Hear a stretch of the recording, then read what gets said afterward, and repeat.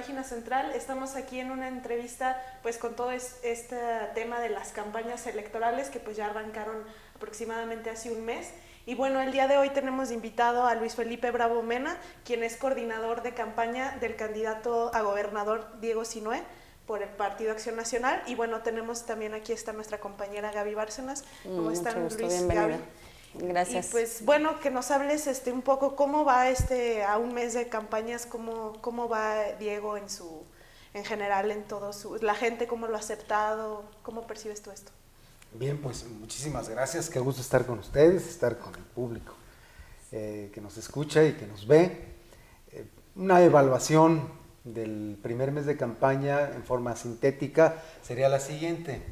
Primero, Diego ya terminó de recorrer, faltan 2 municipios, pero para cuando el público escuche ya habrá terminado la gira por los 46 municipios de la entidad. Esta primera gira fue muy importante, primero porque le permitió hacer ya un primer contacto de escucha con los ciudadanos, recoger in situ, en el lugar, la problemática que más duele, que más urge resolver por la voz de los propios ciudadanos.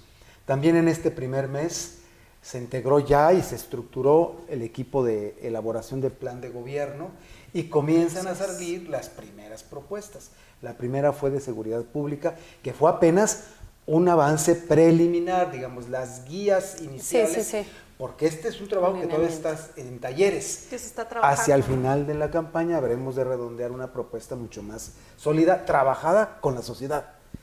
Luego vino el plan económico, una de las ramas del plan económico, que fue el apoyo para las pequeñas y medianas empresas.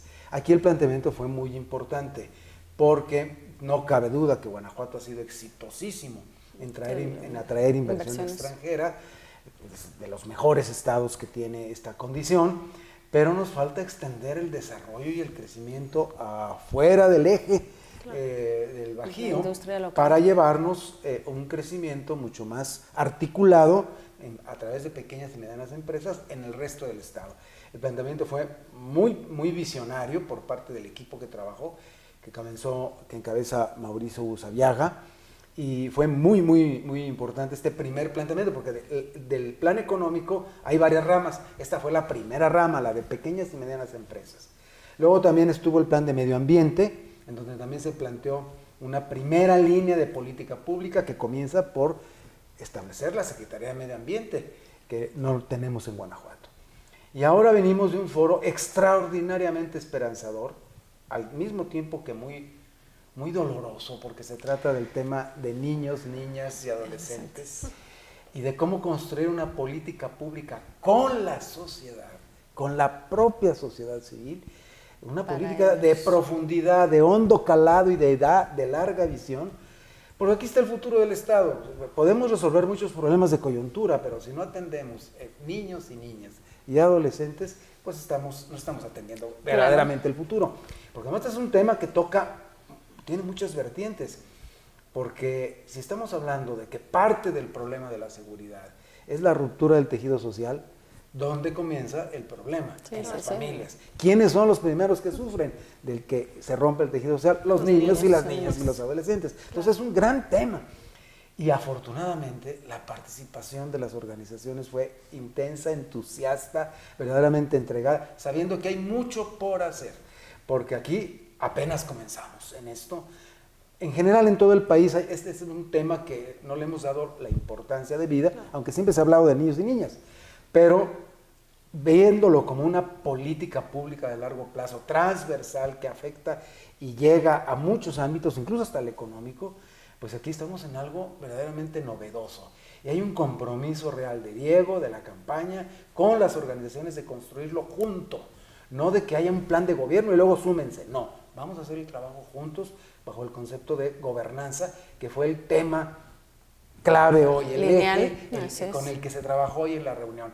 Todavía se decidió, incluso dada la cantidad de propuestas que llegaron, de abrir un taller adicional para trabajar con esto, y ya el ingeniero Medina Plasencia, que es el que encabeza el equipo de plan de gobierno, ya entró para convocar a un taller de trabajo y precisar muchas de las propuestas que se escucharon.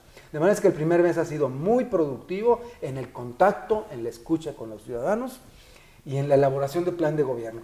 En la campaña estamos pensando realmente en un planteamiento muy visionario para Guanajuato. Yo creo que Guanajuato tiene la oportunidad, quizá es de los pocos estados, por no decir el único, no quiero ser pretencioso, sí. Pero sí, ni regional, orgullo regional, pero yo creo que es de los pocos estados de la República que puede plantearse con seriedad la idea de ser, a ver, alto en el camino, ¿qué hemos logrado? Vamos adelante, pero pensando en cosas absolutamente nuevas, no repeticiones de lo que ya hemos hecho. ¿Por qué? Porque miren, Guanajuato es un estado que no tiene deuda, no tiene un problema de deuda, no es un estado quebrado. Otros estados están hoy peleando posibilidades para pagar la nómina de mañana, o sea, Guanajuato no tiene este problema. Guanajuato tiene un sistema de pensiones de los empleados públicos estatales resuelto hasta el 2008. Sí, años. Es un espléndido sistema de pensiones. No lo tiene ni el país, ¿eh?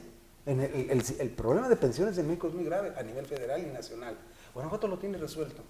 Guanajuato tiene un nivel de inversión, crecimiento, en fin, no abundo. Guanajuato está en condiciones de decir, a ver, vamos a pensar en grande a lo que sigue. Y con el apoyo de los ciudadanos seguramente se podrá lograr con este plan de gobierno que se está elaborando con los propios ciudadanos.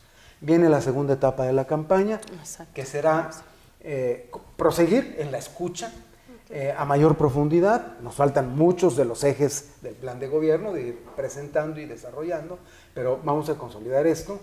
Y además, en esta segunda etapa, exhortamos a los ciudadanos a que empiecen a expresar plenamente su adhesión, su apoyo, para generar un gran movimiento estatal, un gran movimiento en torno a este proyecto de cambio que ya está definido en sus principales perfiles, y que venga el apoyo decidido y entusiasta público de los ciudadanos a la campaña de Diego y del Frente por Guanajuato al Frente. Así es. Diego Sinue finalmente, como señala, ¿no? Ya cubrió los 46 municipios del estado, le va a dar otra vuelta a los municipios, ya con las necesidades que recogió de esta primera vuelta, ya con esas se van a sentar a aterrizar el plan de gobierno.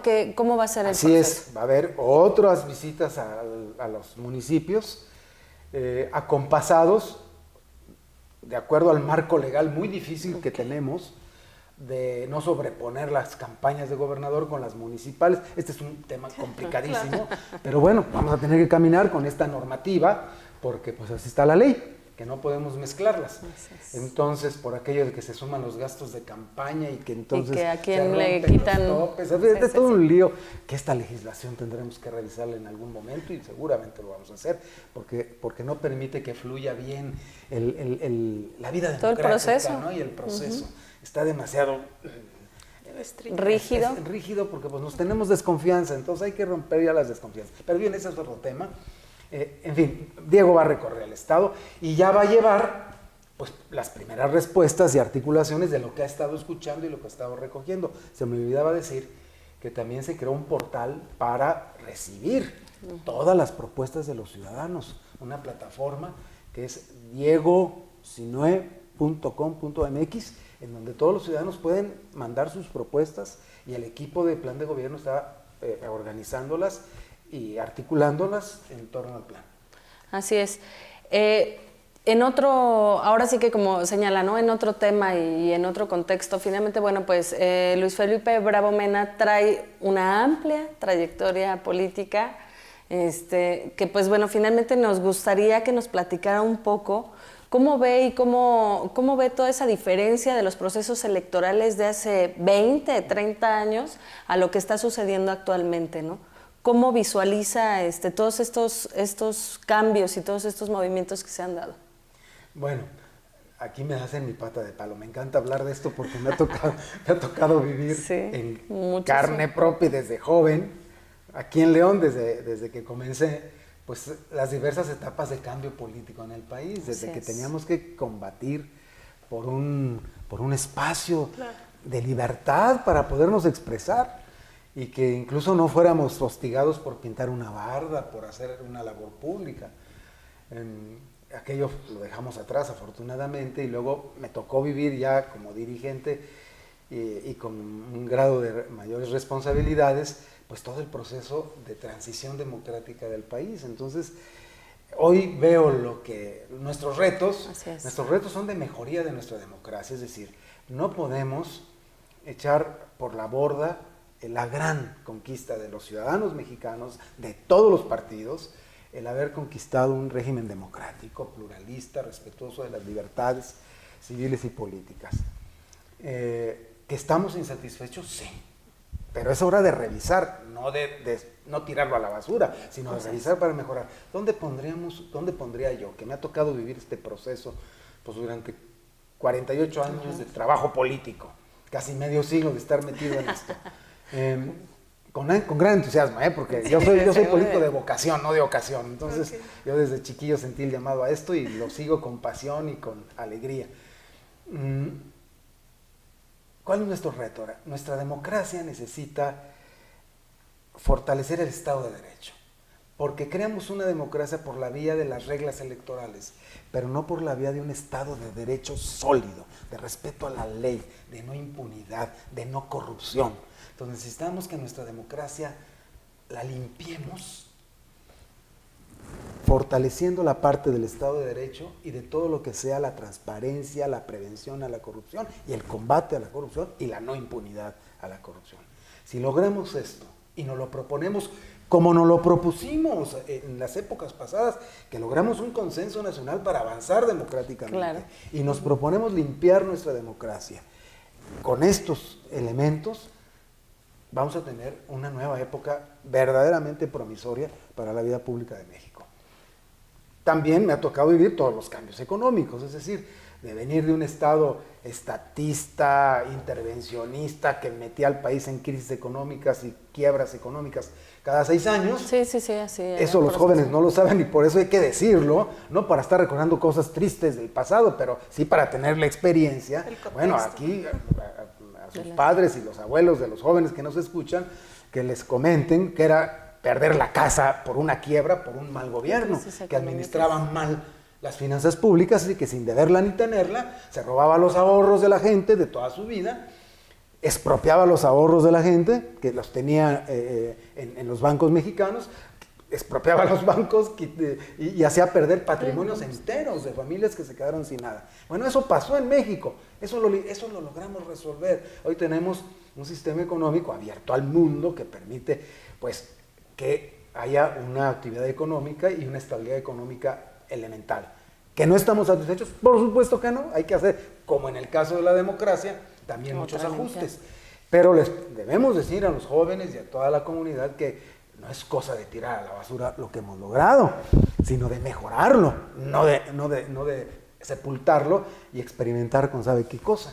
¿Qué se salvaría o qué salvaría Luis Felipe Bravo Mena de esos procesos electorales de hace 30 años para poder aplicarlos en este momento? Porque finalmente, bueno, no todo era malo, ¿no? O sea, había situaciones que pues a lo mejor dejaban, pero pues como dice, o sea, sí había como pues esos extremos, ¿no? En donde había incluso pues los robos de urna o quemaban las boletas y las peleas ahí en las... ¿Y por qué era? Porque el gobierno y su partido eran juez y parte, ellos organizaban las elecciones, ellos contaban los votos y ellos decían quién ganaba. Entonces se robaban los votos, hacían barbaridad y media y decían, y ganamos nosotros. No, eso no hay que repetirlo, no hay que llegar a eso. Y por eso los organismos electorales ciudadanizados fueron la garantía de que eso no volvería a suceder. Es decir, que el gobierno saque la mano de la organización de las elecciones y del conteo de votos. De manera es que eso hay que reforzarlo. ¿Qué nos ha pasado? Que algunos órganos electorales han perdido su pureza ciudadana y empezaron a ser manoseados por cuotas de partido. Y a ratito entonces ya sabemos que el consejero tal lo puso tal partido. Entonces quedaron partidizados o quedaron inclinados, y aunque los magistrados o los consejeros hacen un esfuerzo de independencia, finalmente vienen con cierta preferencia de algún partido. De manera que hay que volver a hacer un esfuerzo por ciudadanizar. Yo pongo, por ejemplo, como ejemplo de lo que debemos lograr, lo que ya tuvimos y que luego perdimos. El primer consejo del INE, que fue ejemplar, el que encabezó Pepe Woldenberg, el que contó los votos del 2000, ese fue ejemplar. Todo el mundo hoy añoramos ese consejo. Bueno, tenemos que regresar a eso. Hay mexicanos con la calidad moral, con la honestidad, con la estatura, como para que nos den confianza a todos de que los procesos electorales... O sea, tantos millones de mexicanos que habemos que sí tiene que haber... Claro que los hay. Y los partidos tienen que hacer un esfuerzo de sacar las manos. Es decir, ahí los partidos creo que fuimos los que cometimos el error de que por garantizar o por tener una persona más o menos de confianza, pues todo el mundo se dio a la tarea de meter a los suyos y hoy realmente ya no estamos satisfechos con las cosas. Luis Felipe, están pasando. en este sentido que hablas de los partidos políticos, bueno, hoy en este 2018 vemos una especie de fractura entre, pues ahora sí que todos los partidos políticos, y más allá de fracturas, bueno, también está esto de las coaliciones, ¿no? O sea, hay muchos partidos, pero finalmente, al menos a nivel nacional, pues se dividen básicamente en tres, pero se han juntado partidos, pues como ustedes, ¿no? Acción Nacional con el PRD, que es derecha e izquierda, ¿no? Totalmente. Entonces, esto los jóvenes de pronto, pues los confunde o ya no ven a los partidos políticos como antes, o como tú comentas en aquellos tiempos, que realmente había un ideal político y que realmente, pues la gente que estaba dentro de la política estaba ahí, pues por convicción. Ahora ya pareciera que ya las convicciones fácilmente pues se van de uno a otro, ¿no? Entonces, sí. En este sentido, en este 2018, los partidos políticos, ¿tú cómo los ves? O sea, ¿están fortalecidos o realmente ahí qué es lo que haría falta para que pues también tanto los jóvenes como la ciudadanía en general pues vuelvan a creer en ellos? Esta es una pregunta muy importante, porque lo estamos viviendo en este momento con toda efervescencia. Yo lo pondría en dos partes el tema que estás tocando. Primero, hay un fenómeno mundial de desgaste de las viejas o de las antiguas o de las clásicas alineaciones políticas de la posguerra. Vamos, para ponerlo en términos. En Europa, por ejemplo, los dos grandes grupos de articulación política en Europa eran los demócratas cristianos, que son los hermanos del PAN, pues, o los amigos del PAN en el mundo, los demócratas cristianos, y los socialdemócratas, que son los socialistas de centro, que pues son más o menos homogéneos en términos mexicanos al PRD y a alguna parte del PRI. Bueno, estas dos grandes formaciones, que fueron las que hicieron la reconstrucción de Europa. Alemania la reconstruyeron los demócratas cristianos y los socialdemócratas. Los que hicieron la transición política española fueron también las centros-derechas y la socialdemocracia española. En fin, para no abundar, las grandes formaciones políticas aquí en México tenían un cierto referente, no exacto, pero cierto referente. Igual, una centro-derecha representada por el PAN, una centro-izquierda representada por el PRD, a veces por el PRI, etcétera, porque el PRI es una formación muy compleja, pero vaya, un poco simplificando. Todas esas referencias clásicas están muy desgastadas pues, por el tiempo, porque los cambios sociales, culturales, económicos han llevado a un desgaste de estas alineaciones clásicas. ¿Qué está sucediendo hoy? Pues que se están formando coaliciones en torno a resolver problemas concretos, porque la gran demanda de los ciudadanos hoy es su insatisfacción con las instituciones políticas y con los partidos. Entonces, los partidos lo que hacen hoy es saber cuál es el problema a resolver y en qué coincidimos, aunque seamos de una formación o de otra, pero coincidimos en resolver esto, y entonces se forman los frentes. Este es el caso de México. Creo que estamos viviendo en México a plenitud este fenómeno mundial. Ya lo tenemos aquí, esta campaña es la plena demostración de eso, y entonces se ha formado el Frente por México al Frente, que es un entendimiento político, es un artefacto político nuevo, novedoso en México, en el que coinciden partidos que han competido fuertemente anteriormente, que incluso tienen puntos de divergencia muy claros, pero que han hecho a un lado esas partes en las que no se identifican para decir, a ver, ¿cuál es la urgencia de México? El sistema político está agotado. Vayamos por un nuevo sistema político. Vamos por la renovación del sistema político. ¿Estamos de acuerdo? Ok. Gobierno de coalición como fórmula para articular de nueva cuenta una capacidad de gobierno para sacar adelante al país de sus problemas. Vamos adelante. ¿Estamos de acuerdo? Primer punto. Segundo, la economía. Hay que revisar el modelo económico.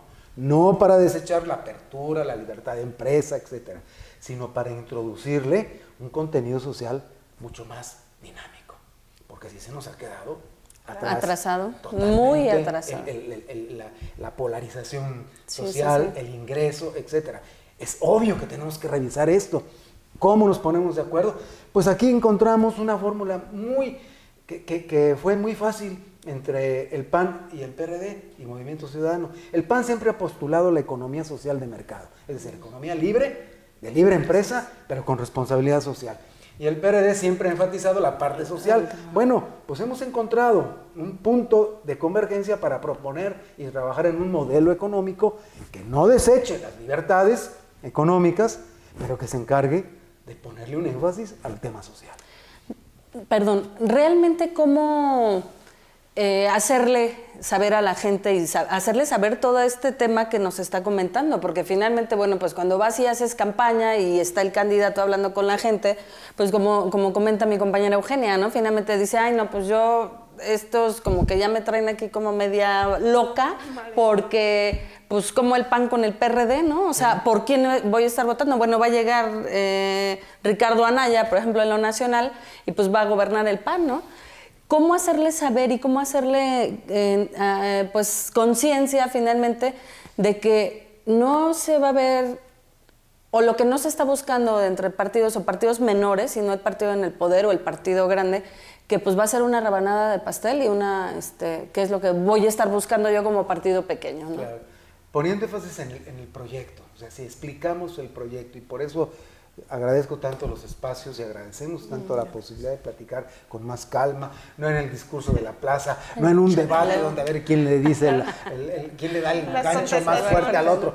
Eso no permite que se explaye un proyecto, y por eso este diálogo, y por eso el trabajo de Diego y del propio Ricardo Anaya de encontrarse con grupos, de explicar el proyecto, pues para que se entienda que no es una mezcolanza solo para llegar al poder, sino que tenemos un proyecto de renovación para el país.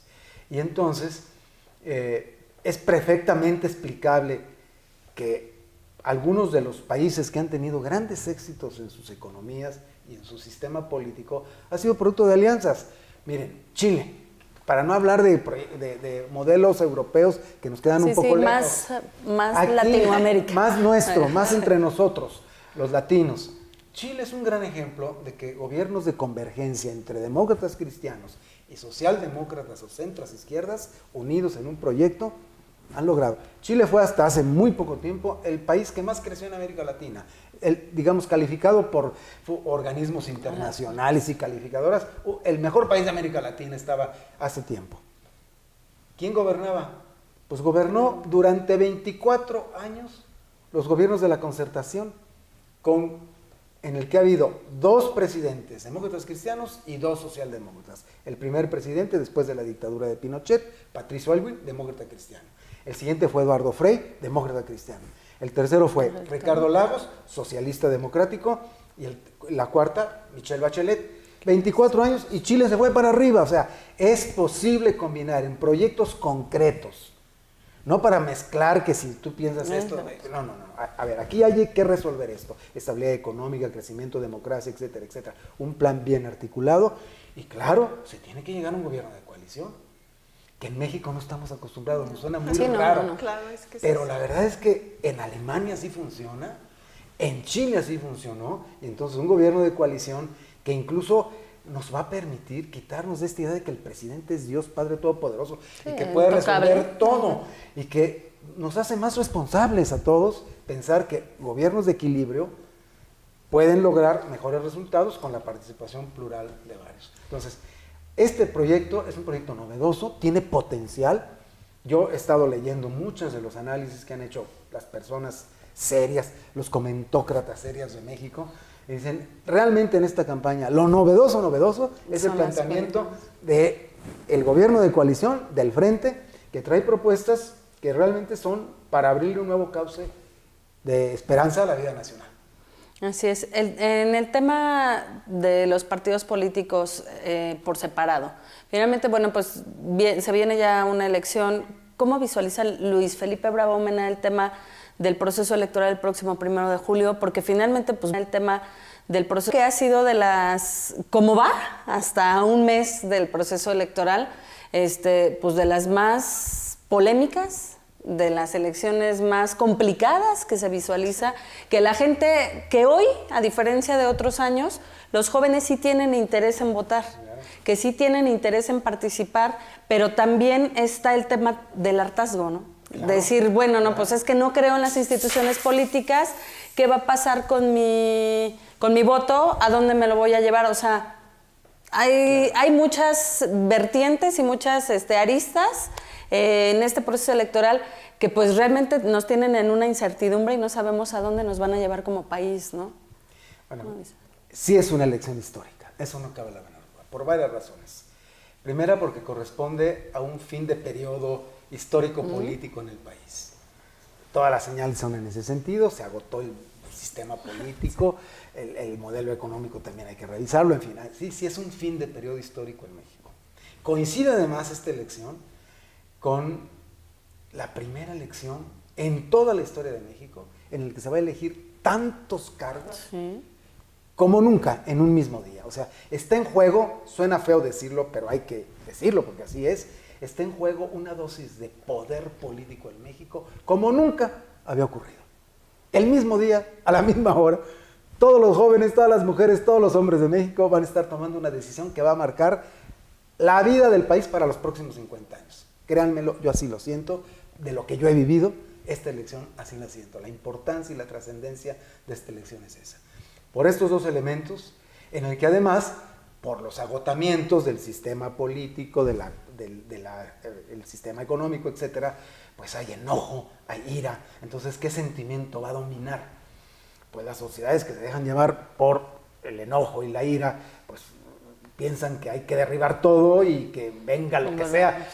Y no es tanto así. No es de que todo lo que venga será mejor. No seamos inconscientes de que ha costado trabajo construir una cierta condición, pero que no es para desecharla, sino para mejorarla, revisarla y lanzarla hacia nuevas etapas. De ahí que entonces esta vez el voto sea mucho más trascendente y por lo tanto nos llama a una mayor responsabilidad y a no dejarnos llevar por un meme, por un fake news, un video que quién sabe de dónde viene y que me confunde. Hay que informarse, hay que oír a los candidatos, hay que ir al planteamiento de fondo, no nomás el discurso pasajero, sino hay que tomarse un minuto. Yo invito a todos a que nos tomemos un minuto a leer los programas, los planteamientos de fondo, para no equivocarnos en la toma de decisión. Finalmente, pues será la mayoría de los mexicanos lo que decidan. Creo que va a resultar, al final de la historia, un país con muchos equilibrios. En algunos lados será así, en otros lados el componente federal hoy por hoy pues está un poco en duda, porque si bien las encuestas hablan de una cierta tendencia favorable a uno de los candidatos, la verdad es que todavía está en pleno rejuego. Esto va a tender a articularse todavía. Entonces, de hecho, ahorita es el debate de estos días, que si se suma uno, que si no se suma, que si el voto útil. En fin, más que estas especulaciones, yo invito a los ciudadanos, a los que nos escuchan, en particular a los jóvenes, que son a los que les va a tocar vivir lo bueno o lo malo que salga de esta elección. Como quiera que sean las generaciones ya que vivimos un rato, pues nos tocará otro ratito. Pero esta elección, como lo dije al principio, sí va a impactar la vida del país de los próximos 50 años. O si no tanto 25, que de todos modos es mucho. Son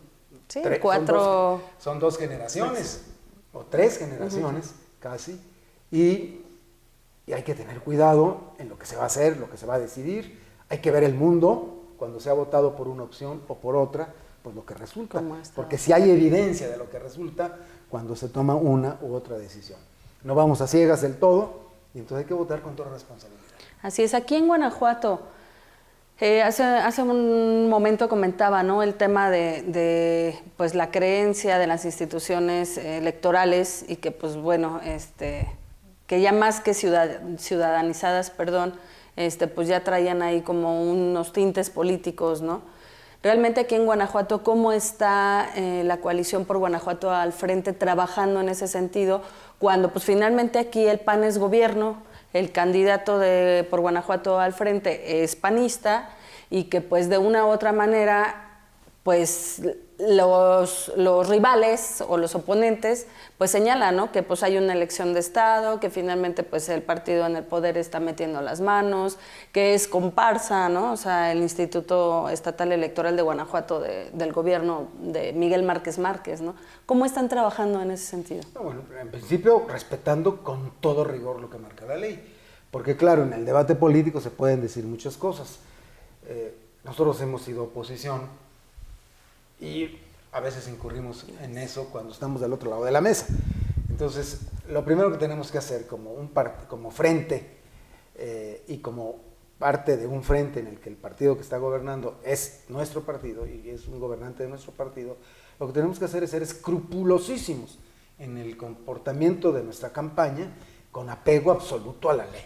De tal manera que cualquier acusación en ese sentido se caiga por su propio peso en virtud de que no tenga ninguna solidez esas acusaciones. Ese es nuestro primer deber. Lo otro es llamar a la responsabilidad a los demás, porque finalmente golpear a la institución electoral solo por una ventaja política, pues no le beneficia a nadie, pierde credibilidad la elección y es un daño para todos, no nomás para a quien se ataca.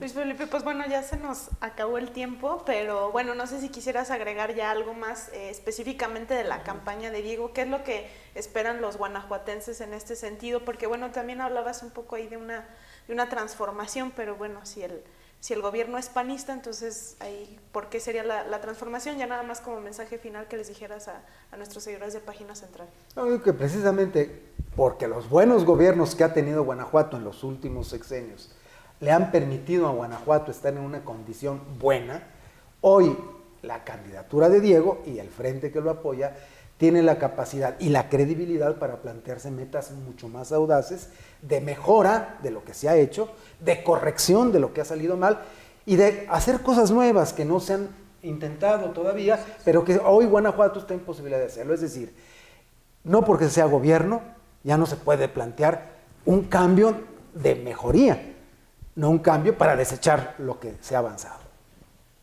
Pues muchas gracias y los invitamos a todos nuestros seguidores de Página Central a continuar viendo estos programas que pues bueno son en relación a las campañas. Los invitamos a que se informen si realmente quieren emitir su voto con responsabilidad el próximo 1 de julio.